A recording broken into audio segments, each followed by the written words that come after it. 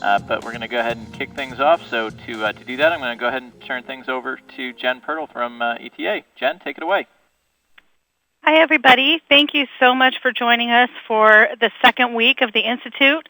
We are encouraged by all the questions that you're bringing to us and just want that to continue. We have 8 more sessions, or 9, depending on if we have a last one, but 8 more sessions this week, and I know that you are busy doing your state time, and we just really appreciate it, and ask away. I'm going to turn it over to Rick to go ahead and get started. Thank you so much, Jen. Appreciate your continued involvement. Note that we've also got Wendy on the line from ETA. Wendy, thanks for being here in the midst of the snow and ice in D.C. And, of course, guys, I'm Rick Mayer, and I'm going to be here and try to be your moderator during the course of today's session. Now, most of you have now been involved in a chat. I had a really good facilitators call. I've got good feedback about people liking the ability to interact with our SMEs. So you know the drill. This is going to be a very short, upfront question and discussion between me and the panel, and they'll be followed with follow-up conversations from you guys and from me. So this is an opportunity for you to really get a handle on some of the unique and specific needs you might have in your state and your questions. So let's have at it. Most of you have already chimed in. I just indicated where I am here in beautiful downtown Neptune, New Jersey. We've got people here from California. We've got people here from Kansas. We've got people here from Iowa. So, we're representing the country pretty well. And if you haven't already, as Brian said, chatted into, where you're from and who's with you, numbers of people, if you would do that, that's kind of important for us to keep tabs and make sure who's seeing what so we can share information well following these events. So without further ado, remember, this is all about kind of getting a quick take on the subject from our panel of experts and then really getting to this, which is your ability to have an informal chat. Ask your questions, ask away, drill down on some of the answers you hear from the pilot state SMEs. And again, we're going to go for about 45 minutes today.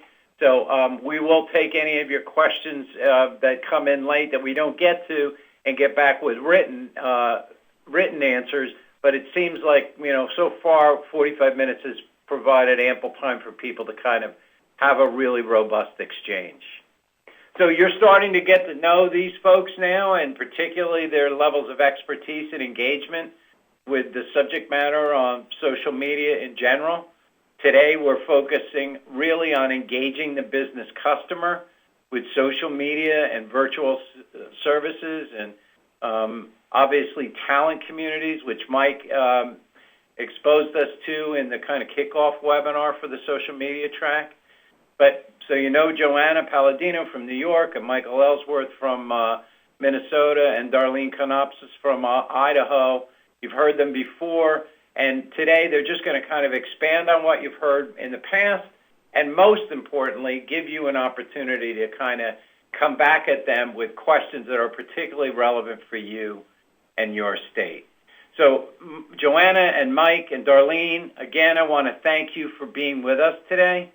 And as I begin to engage with you all, let me mention to our audience that we also have Pat Auerbach with us today, and Pat is with NASWA ITSE and has had a pretty in-depth engagement in the social media pilots, and I think has done a really good job of kind of connecting dots between what various states have done and are doing. And so, Pat, I welcome your comments and color commentary, if you will, as we move through today as well. So that said, Joanna, I'm going to start with you, and guys, we'll work right across the screen, left to right, if that's okay.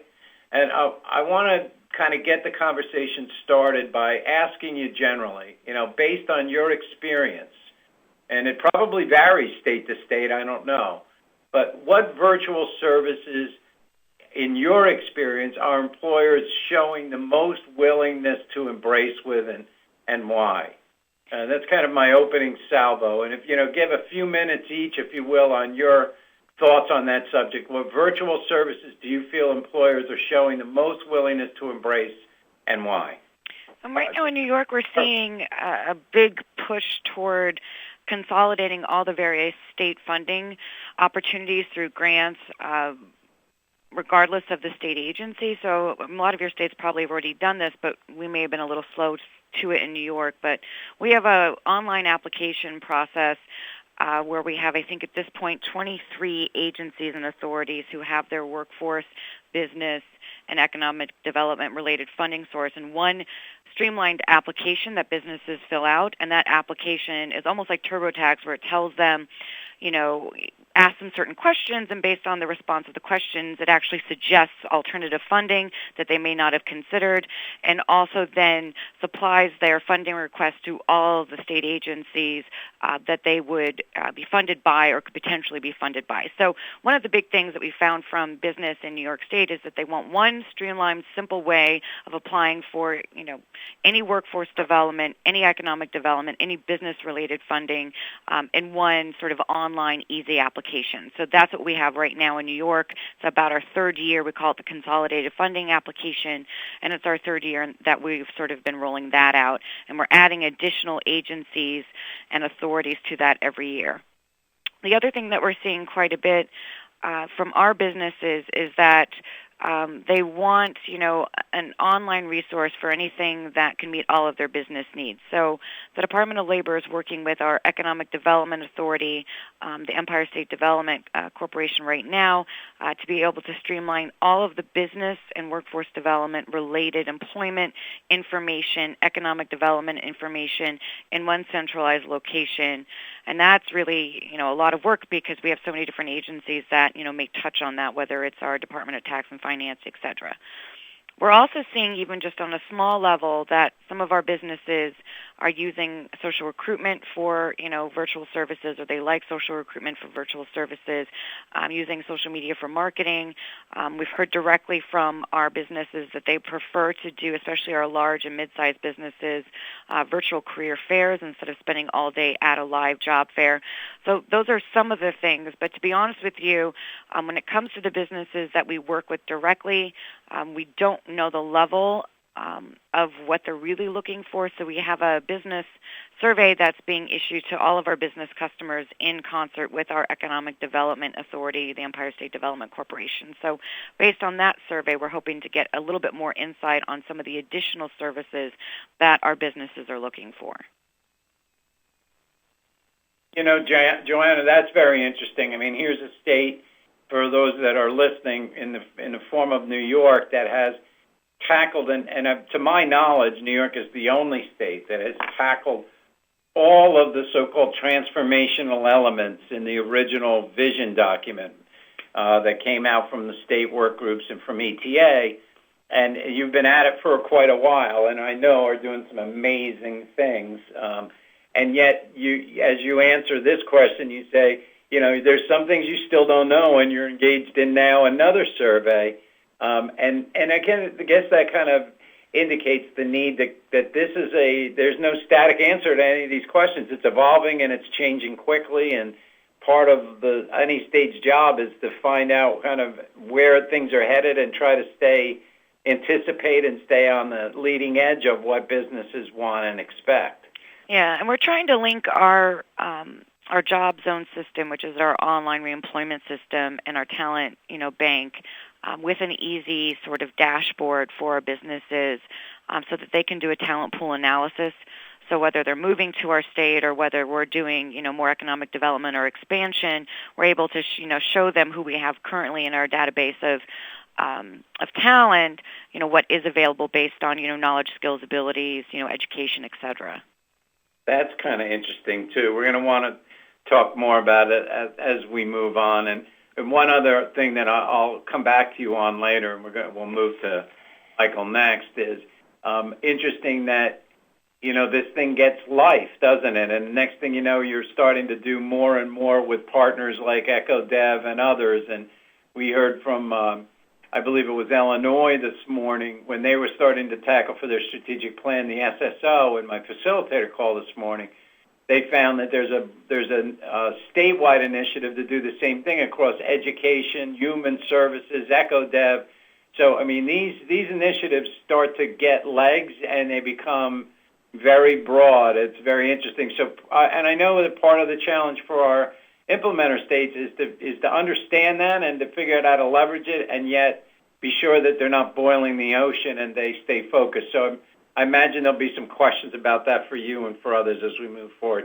Thanks, Joanna, for starting us off.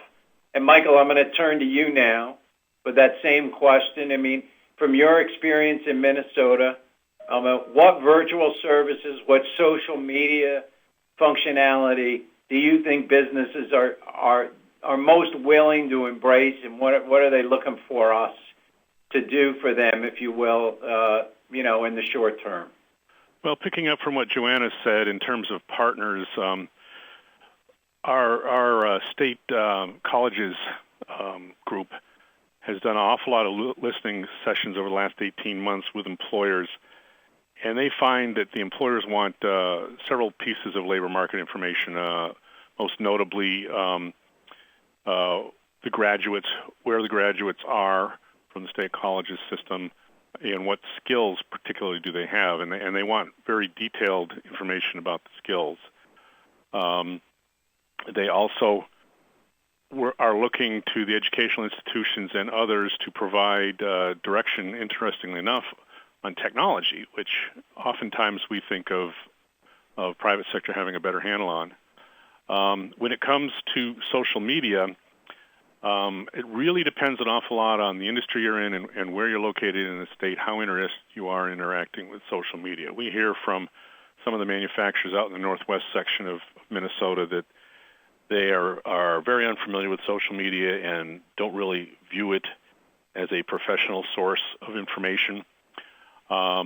Whereas we've had in the metro Twin Cities area and other urban areas great success in our business service representatives leading LinkedIn groups to discuss primarily HR-focused types of things, but also rules and regulations types of issues with businesses.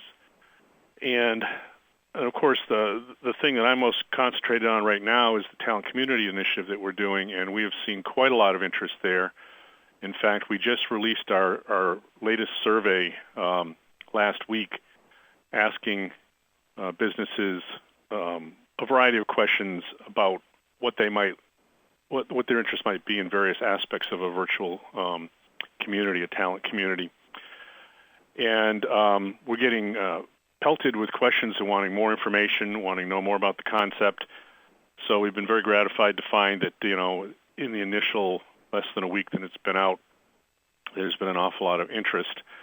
I think as far as the talent communities are concerned, the biggest problem that our employers feel, and I imagine it's no different in the states that you guys are all in, is finding talent.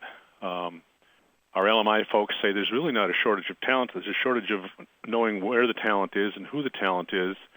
And then I read an article just recently about, I don't remember who wrote it, but saying talent's out there, but they're getting pushed to the bottom of your pile because you're screening them out for things that turn out to be unrelated to their talent, to the knowledge, skills, and abilities they have. For example, a gap in employment. They're currently unemployed. Other types of issues like that. And this writer was quite critical of the current practice of, you take in 400 resumes, somebody in HR who doesn't really know what the job is to the degree that you, as a manager, might, screens them based on keywords, then they throw over the wall a dozen or so resumes for you to take a look at, and you may take 20 seconds each to develop a short stack of 6, and you might interview half of those.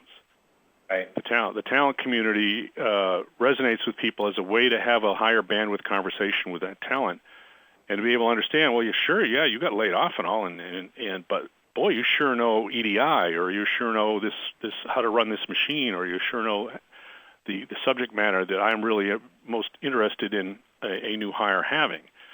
And so what we're seeing is as I'd mentioned in the previous chats and in the original presentation, all the big companies in Minnesota, headquartered in the Twin Cities and other places, are turning to this talent community idea. And so what we're trying to do is to make sure that that type of capability is available to the large and the small employers here in Minnesota.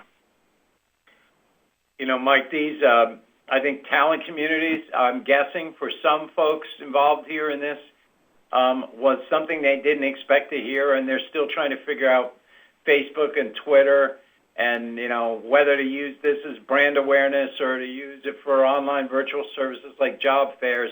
And now you introduce something like talent communities, and probably some people's heads are spinning. But you know what? It's okay, because that's what this is about. And it helps people to kind of put things on the front page and some things that they need to make mental note of and learn more about. And one of the things I wanted to emphasize from what you just said is that increasingly you say businesses are looking to you, for us, to provide them thought leadership on this stuff. And that is an unusual position for us in the workforce system sometimes.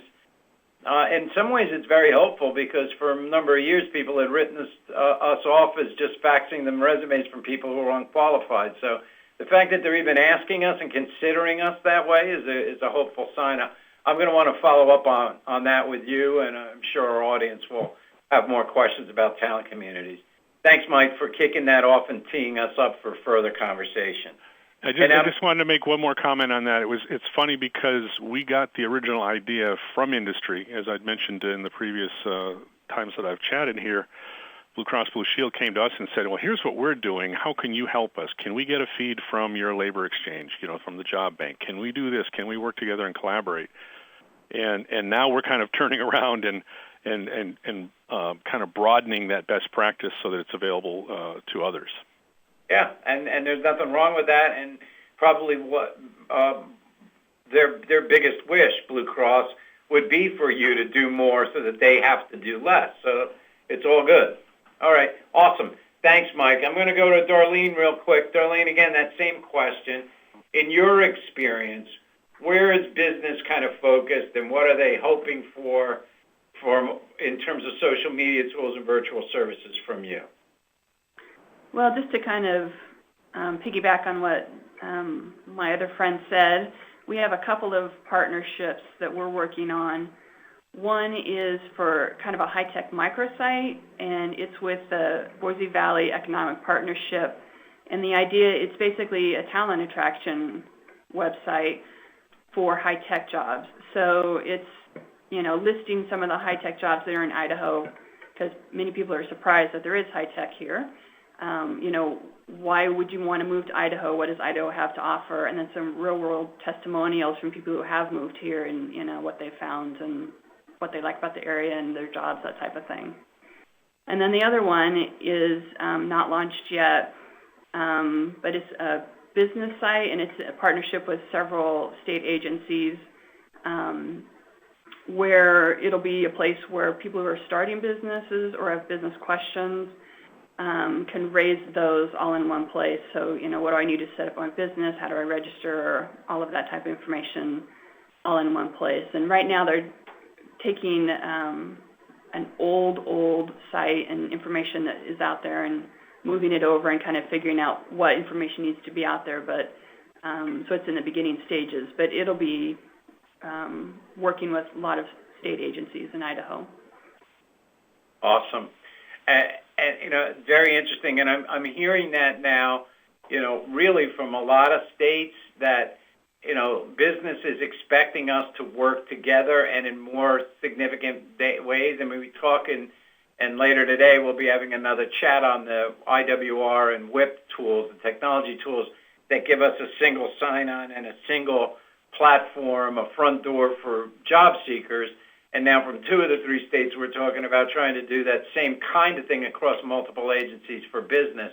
It tells you that this whole idea of technology-enabled integration is something that is really not just for early adopters. It's becoming a mainstream expectation. So for those states that are in this project as implementer states, probably none too soon, and it seems like the market is pushing us that way. And So I appreciate the three of you getting us started, and I have a question or two, but I want to go back to the audience and ask you guys to type your questions for the SMEs here in the chat room so we can get them teed up and open up the conversation to include those you implementer states and give you an opportunity to drill down with our SMEs here. I'm very intrigued by this concept of talent communities and, the fact that in New York and now in Idaho, you're talking about, and Michael mentioned it too, about employers looking to us for information about who is available and with what skills, and whether that's done in a job zone platform or some other kind of lower tech way. Employers really are trying to solve the skills gap by getting more efficient and effective in recruiting, and they're looking for states and local areas to help them with that. But in each of your cases, you guys have started small. I mean, Mike, you didn't go from nothing to talent communities. I'm curious about, getting down to the basics, for these implementer states. Where did you start? I mean, was the first thing you did put up a Facebook page or open a Twitter account? And did you start first with kind of just awareness building about snow days and things like that? I mean, if you're one of these states who right now is listening to all this and starting to get educated and understand it, but frankly looking for a path, like start with step one do they start with town communities, or do they start with opening a Facebook page? Can you just speak to that? What's the best way to start from your perspectives? And maybe I'll go backwards a little bit and pick on Idaho again, and then I'll come back through the group.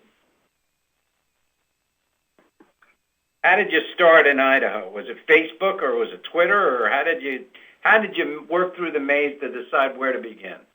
Well, we decided which platforms we thought our users would be, where they would be, and then what we could handle with staff time.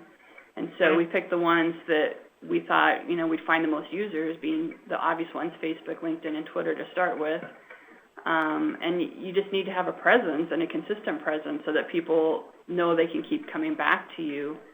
So you don't want to start on a platform if you don't think you can commit the time to it. Right.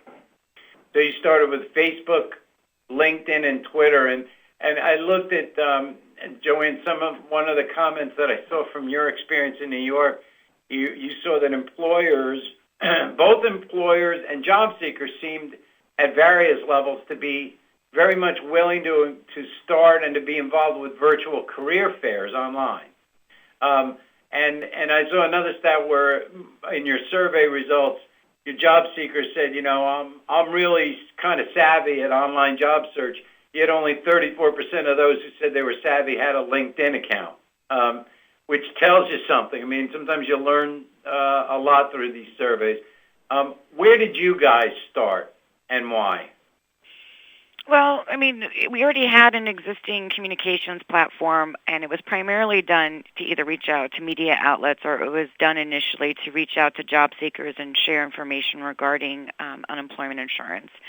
And then what we did was we took a look at who was following us and then categorized those people based on whether they were unions, institutes of higher education, consultants, individuals, job seekers, business, you name it.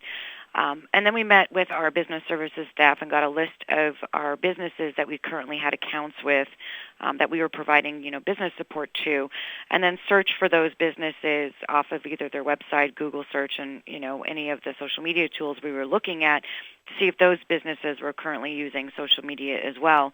And then we would follow those businesses or connect with those businesses or mention those businesses whenever, they were involved in something that the Department of Labor was also involved in.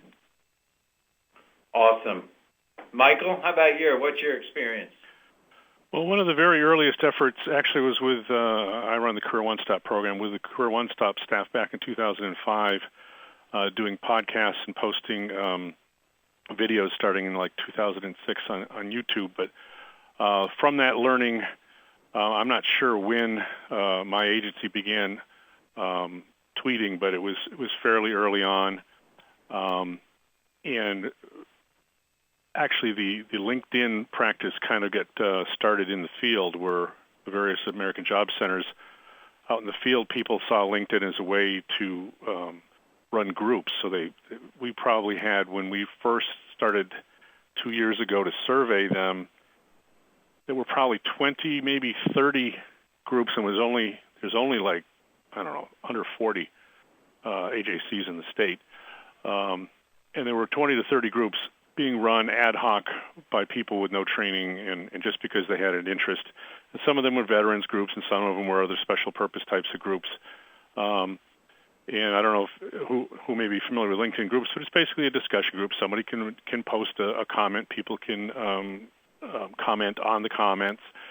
And then from there, it just kind of got to be too much ad hoc, and our communications folks then instituted a policy. I would say if you're unfamiliar with kind of those basic types of things, you're not probably ready to start doing a talent community. But then again, it's not like it's rocket science to learn that stuff. There's a very few very basic principles, which is the first one is to be yourself.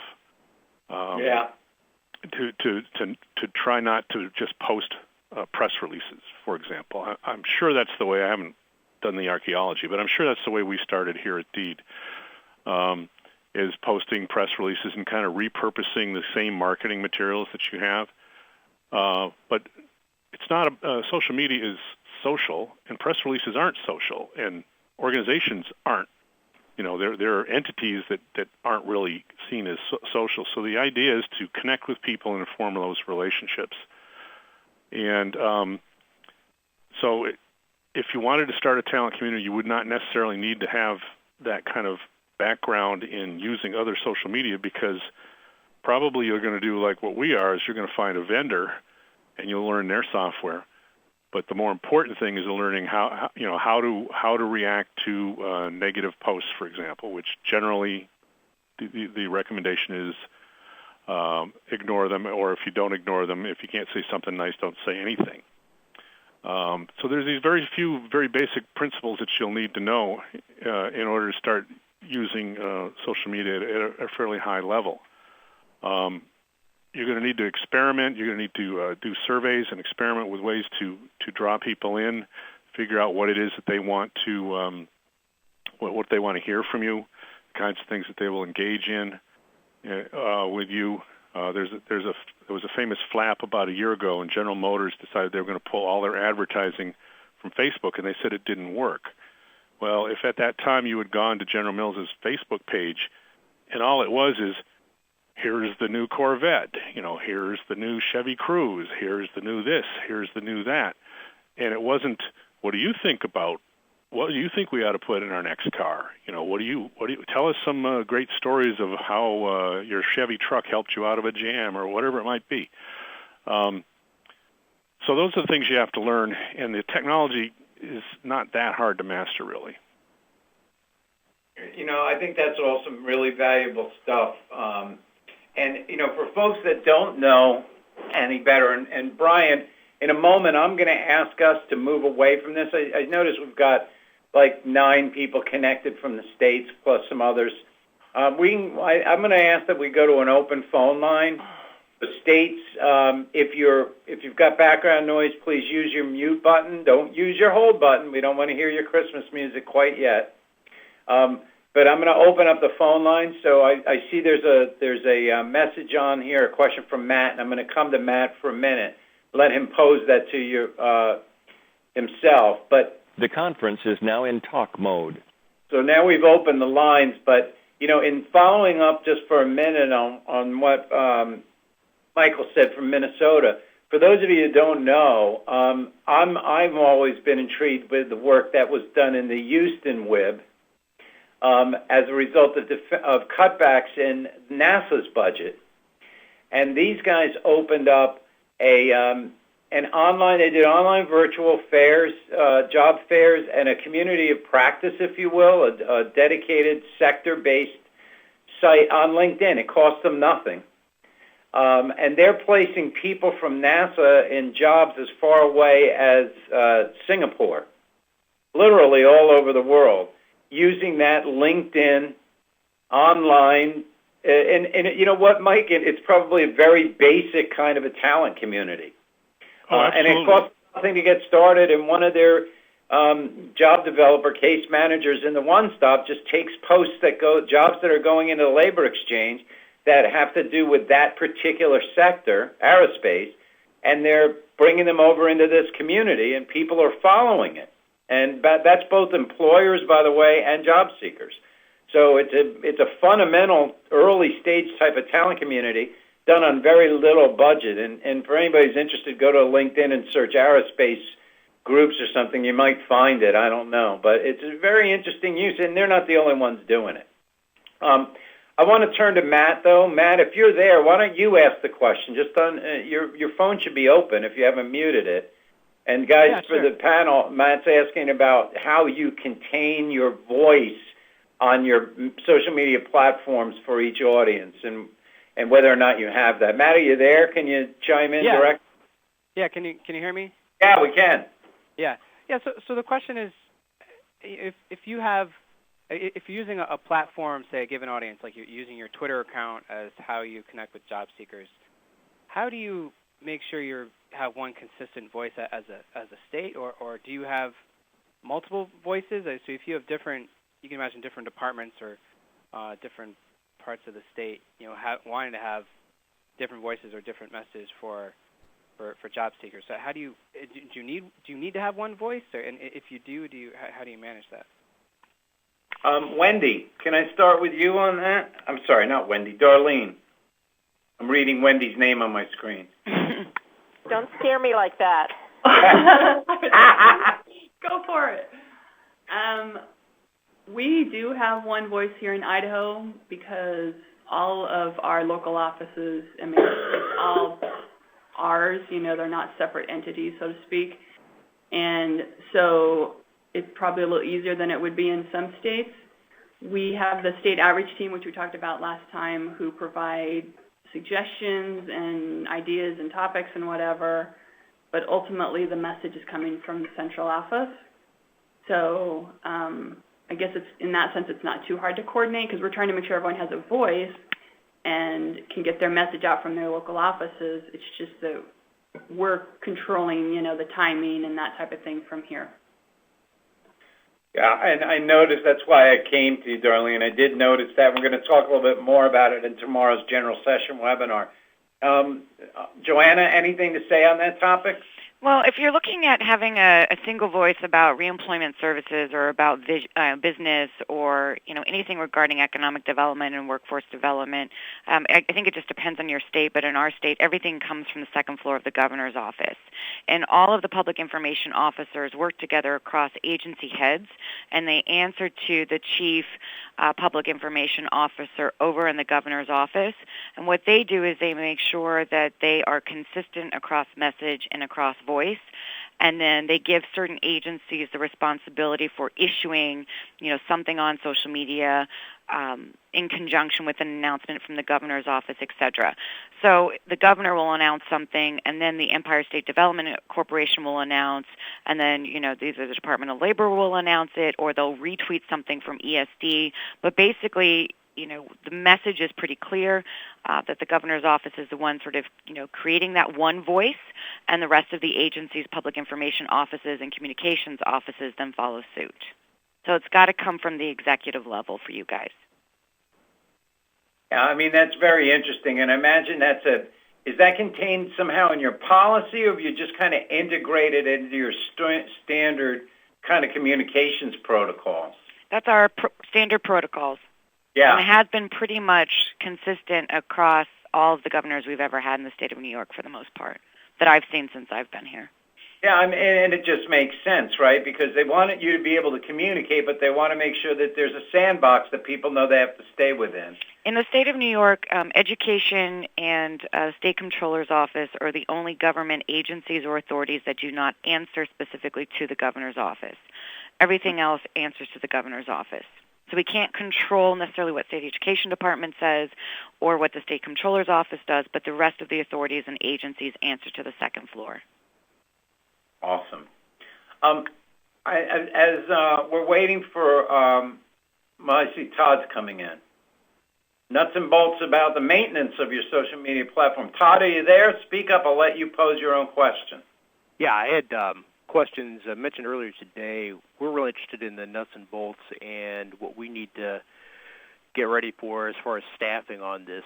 Maintenance, cleaning out old items, keeping the social media sites fresh, housekeeping chores, that kind of thing. Are there tips you have for us to get started or things you didn't know as you got into it?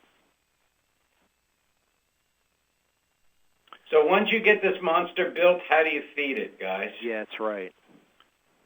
Yeah, this is Mike. One thing to remember about social media is it tends to be ephemeral, which means thinking about cleaning out old stuff, that's just going to scroll on by. On most of the major platforms, although you can, since Facebook came out with the timeline historical view, it used to be if you said it, even a few months ago, you couldn't even find it anymore on Facebook. Twitter's even more ephemeral. I mean, things scroll by, on a regular basis, and there's only a limited amount of way to actually retrieve them. These are good. These are good and bad. And so, no, if you need a public record of everything you say, then that could be a problem for you. Both Facebook and Twitter enable you to download everything you've done on the platform, each platform, so that you can have a record there. LinkedIn is a little bit less that way, but also the same thing. These are more in-the-moment types of media. YouTube is different in that you put something up on YouTube and people can find it forever pretty easily. So depending on the platform, it's a different, answer to the question.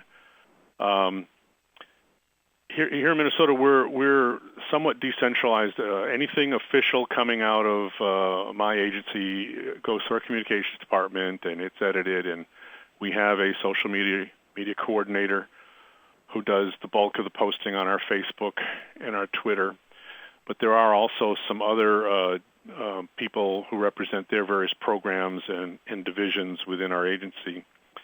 And then on out in the AJCs, there are folks who, as I said before, they run the LinkedIn groups. They may also be tweeting, and they also may have Facebook presences.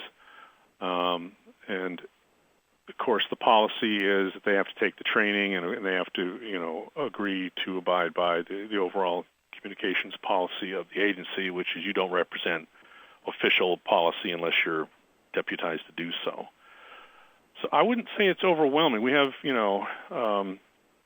don't know how many followers on Twitter or Facebook right now, but quite a few. And there's one guy who does most of the official messaging, but he'll be posting jobs from our job bank. He'll be talking about trade missions that are going on. He'll be talking about a variety of things, and he probably posts a half dozen times a day on both Twitter and on Facebook. So I'll just give you an idea of what we're doing here at any rate. No, that's good. Anybody else want to chime in on that? Oh, wait, I forgot to mention monitoring. You do have to monitor, and there is a lot of very good automated tools. One is called Social Mention. Just Google Social Mention, all one word. That for free you can get started, and you can put in keywords like the name of your agency or issues that are important or controversial, and you'll get daily emails with summaries of the actual conversations that are found out there on social media. And you can actually go all the way on up to paying, all kinds of money, tens of thousands of dollars a month for sentiment analysis and other types of very sophisticated analyses of what's going on there. But you do need to listen. Even if you don't speak, you need to listen. Yeah, I think that's a really good point on monitoring, and I like the mention of the tools. Mike, you talk about somebody who's posting 6 times a day, and I think it's important that whether it's 6 times a day, twice a day, 6 times a week. I think there's people can experiment, but there needs to be regular content being generated and contributed. You can't post like I blog once here and another time 2 months from now. That's not going to get it done. And you're going to have to be regular, and you're going to have to post things that are interesting enough to keep people coming back. And do you know any of you guys using aggregating tools, things like that bring content to you so that you can select and kind of aggregate content from other sources and use it? Does anybody know? Yeah, there are a variety of those types of tools. There's a concept called curation where you go on out, and that's what you're talking about. Right. And you go on out and you find other articles that people like.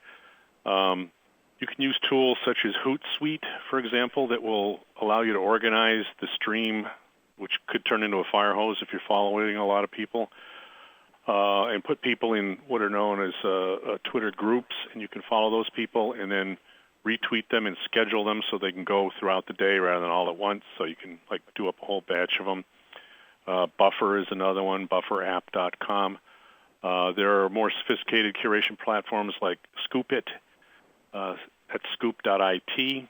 We're actually, with my other hat on for Career One Stop, we're actually going to be integrating Scoopit into our platform and use that as our main. We're going to do away with the old purpose-built curation platform that we had for Career One Stop and integrate Scoopit there.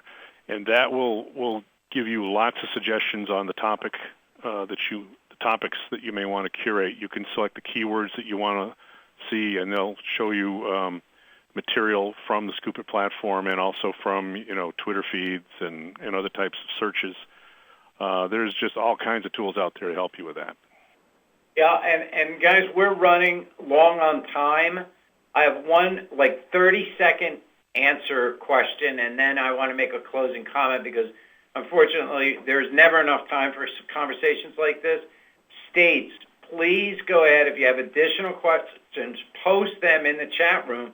By the way, I noticed Joanne and Fred are asking and answering questions there. That's wonderful. And if you ask more questions there, we will get answers and post them and share them out. But online job fairs, guys, are you using LinkedIn for that? And can you just give us a 30-second kind of tips? If I wanted to start with online job fairs, what are they and what might I use to do that? Who wants to quickly comment on that before we close? Just because the sheer amount of sizes of job fairs that we're doing in the state, and for what we are looking at doing, and to also protect our customer base, we're looking at software. So there are number ones out there. We're not looking at LinkedIn. It's a little complicated to use that for a job fair. And so we're looking at Expos 2 out of the West Coast right now. Okay, good. And anybody else? Ours was built in-house in Idaho. So you built an online platform to do it? Yes. Yeah. Awesome. So, guys, that's all the time we have. Let me close with a couple things. In other words, to restate, if you'll raise additional questions in the chat facility, we'll get them to the SMEs, and we'll go ahead and come back to you with answers through the FAQs page on the Ask an Expert page on the website, or in a webinar tomorrow or in one of our follow-up chats. By the way, those of you who are watching, monitor the main chat room now, and you'll note that some of your questions are being asked and answered by our SMEs in real time in writing. Remember that thanks Mike for posting Scoopit. It's a great aggregation, curation tool. Hootsuite was another that Mike mentioned and has been noted on other sessions. But in closing, let me remind you all that the NASWA ITSE social media guide that is on the website, the RC website, not only gives you various points at which you can start in social media, it helps you assess and then to say, okay, I'll start with awareness building or I'll start with talent communities or something in the middle, but also lays out a really good kind of just lists of various level site of tools, like the curation tools you heard being mentioned today, like the various social media platforms that you can select from. So That guidebook is long, and you may have just looked at it for the assessment. I would urge you to go back in if you had questions about how to start, and I know a number of you are feeling your way. I want to point you to that social media guide because it really is intended to give you a good kind of a briefing on all of what's out there, and then to help you focus on which of the tools make the most sense for you. So with that, time being long, I'm going to have to say goodbye for now. Everybody, thanks for being with us again today. These are the kinds of questions and conversations that need to continue, and they will continue. Don't forget, ask questions online. We'll be recording this session and sharing both your questions and answers, but also sharing a link to this so that you can spread the word around with the rest of the folks in your teams and get that link out to folks. And you'll have that by sometime tomorrow from us. Thank you, Brian, for again doing a great job at facilitating. And thanks all of you for staying on for the next couple of minutes, and long enough at least to give us your answers to this online poll. We appreciate it. And I thank you all for being with us. We'll look forward to seeing you again at our next chat today at 3 or on our general session webinar tomorrow afternoon. Have a great day, everybody. Thank you, Pilot State SMEs, once again. You overachieve. Thank you all. Have a great day.